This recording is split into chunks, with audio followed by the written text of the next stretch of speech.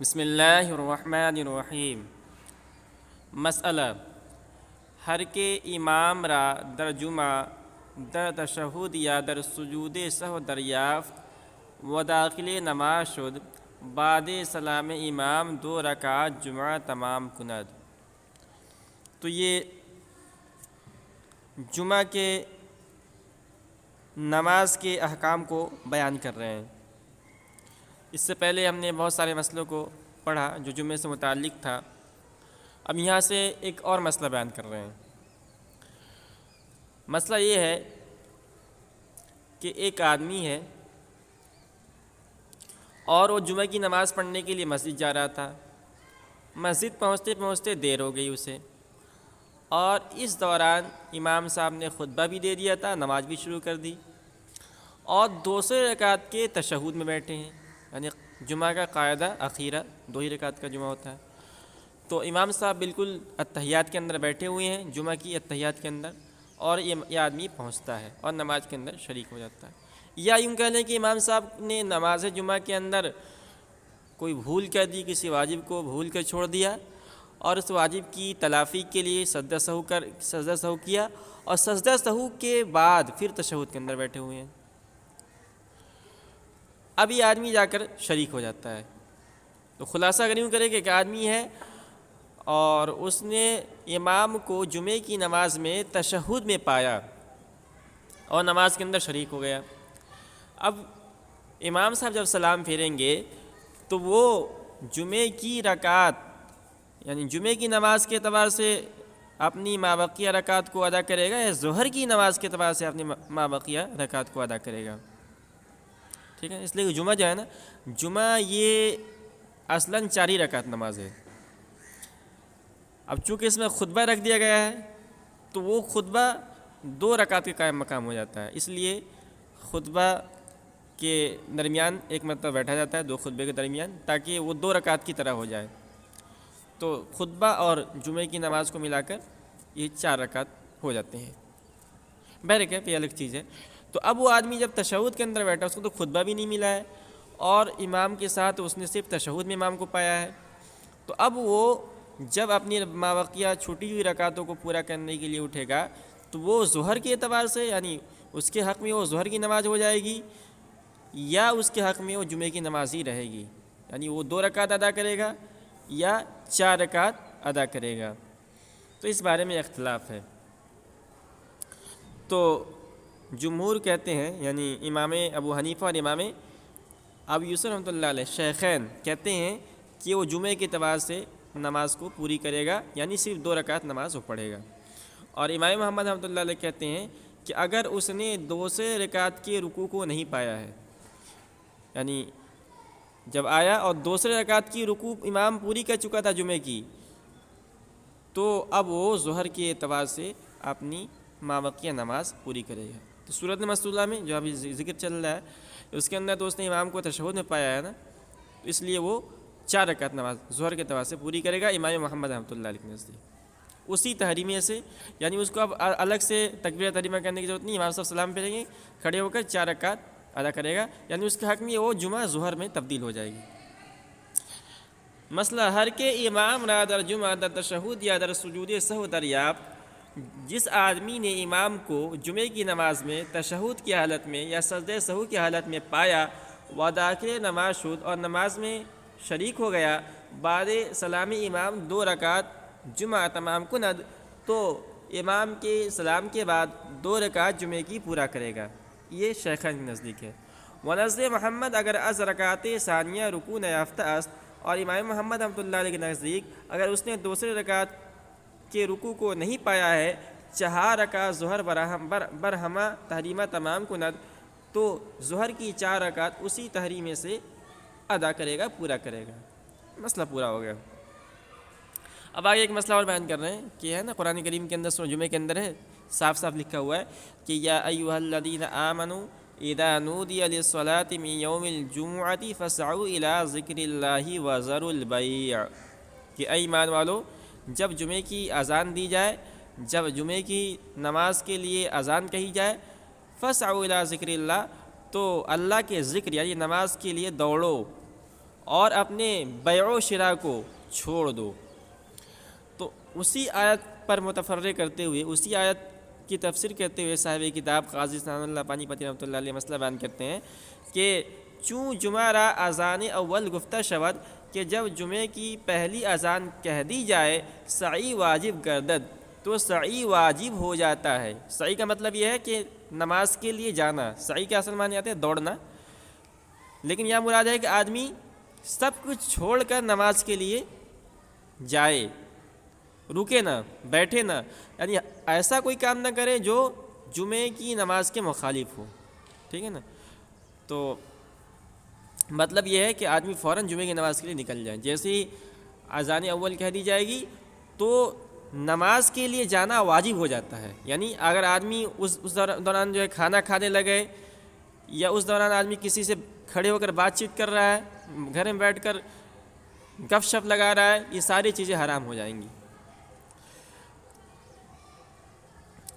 وبیع حرام شود، اور بیع حرام ہو جاتا ہے۔ بیع یعنی خرید و فروخت، کسی چیز کو خریدنا اور کسی چیز کو بیچنا۔ یہ تو قرآن کریم کے اندر اس کی صراحت آئی ہے، مگر فقہاء نے لکھا ہے کہ ہر وہ چیز جو نماز جمعہ کے سعی کے درمیان حائل ہو، وہ سب چیزیں حرام ہو جاتی ہیں۔ یہ مسئلہ پورا ہو گیا۔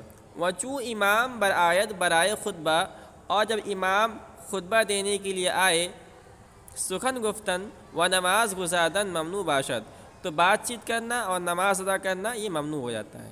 یعنی اب جا کر ہم مسجد میں بیٹھ گئے، جیسی اذان ہوئی ہم نے سعی کیا اور مسجد پہنچ گئے۔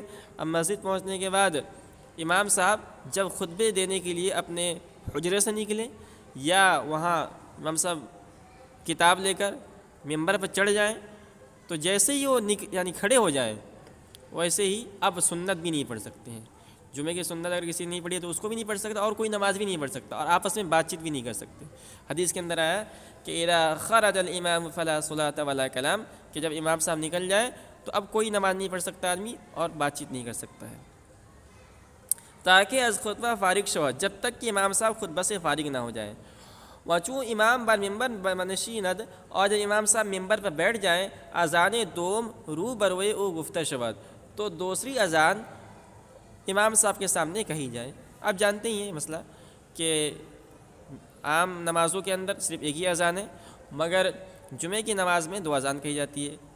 تو دوسری اذان کب کہی جاتی ہے؟ جب امام صاحب ممبر پر خطبہ دینے کے لیے بیٹھ جائے تو ان کے سامنے، ممبر کے سامنے یعنی امام صاحب کے سامنے کھڑے ہو کر دوسری اذان کہی جائے گی۔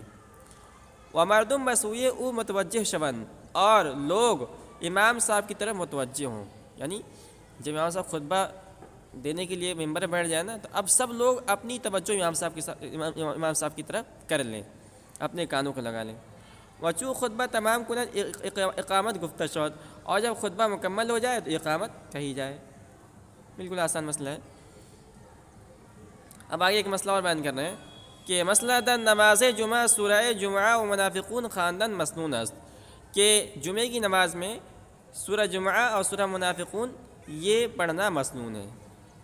تو سورہ جمعہ اور سورہ منافقون یہ 28ویں پارے کے اندر ہے، تقریباً نصف کے بعد ہے، اور تو پہلی رکعت کے اندر سورہ جمعہ پوری پڑھ لی جائے، اور دوسری رکعت کے اندر سورہ منافقون پڑھی جائے، یہ مسنون ہے، سنت ہے۔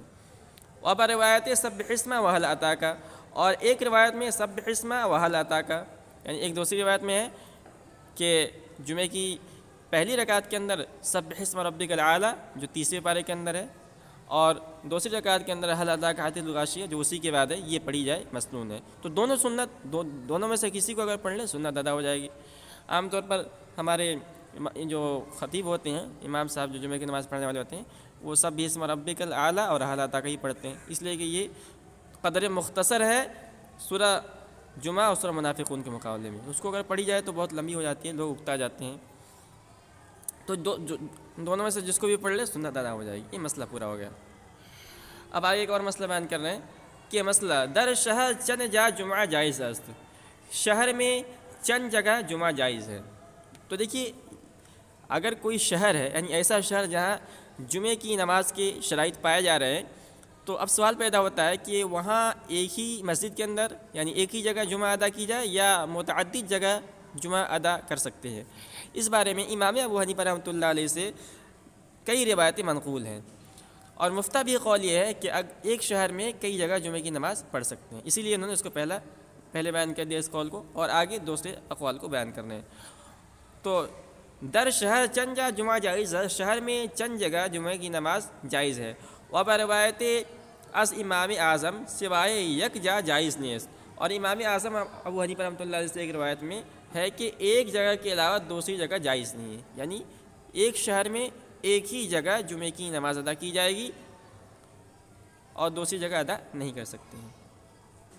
اب سوال پیدا ہوتا ہے اگر اس روایت کے موافق دوسری جگہ ادا کی جائے گی تو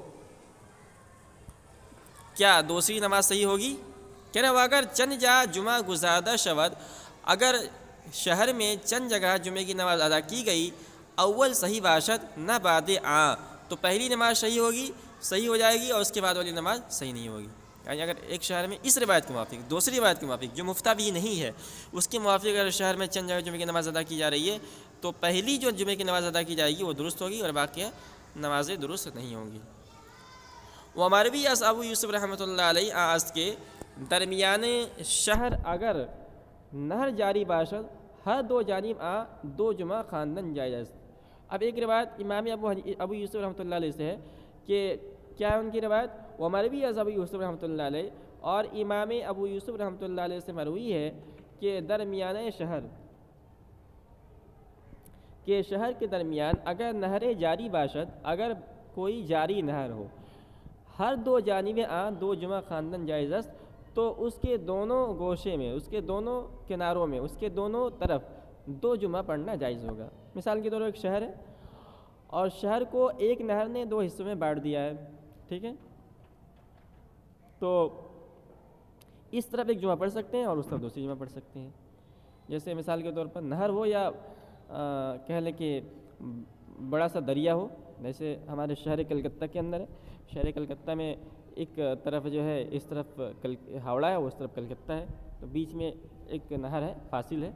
تو امام ابو یوسف رحمۃ اللہ علیہ کی روایت کے موافق اگر کوئی شہر ایسا ہے کہ بیچ میں کوئی نہر ہے، کوئی بڑا سا نہر ہے، تو اس طرف ایک جمعہ پڑھ سکتے ہیں، اس طرف دوسری جمعہ پڑھ سکتے ہیں۔ یہ سب غیر مفتوی قول ہے۔ مفتوی قول یہ ہے کہ ایک شہر میں کئی جگہ جمعے کی نماز پڑھ سکتے ہیں۔ یہ مسئلہ پورا ہو گیا۔